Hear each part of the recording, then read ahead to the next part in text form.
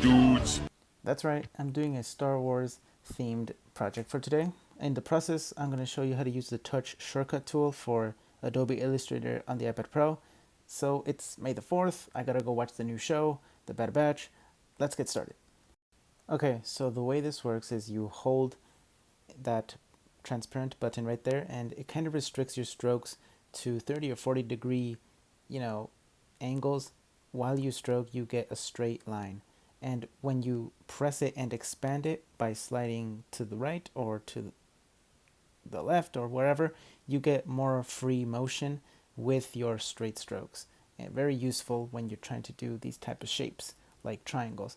And for this project, this proved very useful. I'm really excited to be posting this video, and shortly after on my social media, go follow me on Instagram or TikTok.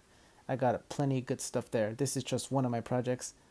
And yeah, just also have a good May the 4th. Indulge in all your movies and TV shows. I'm going to go watch the new show right now. So I'm done talking. I don't know why I'm still here.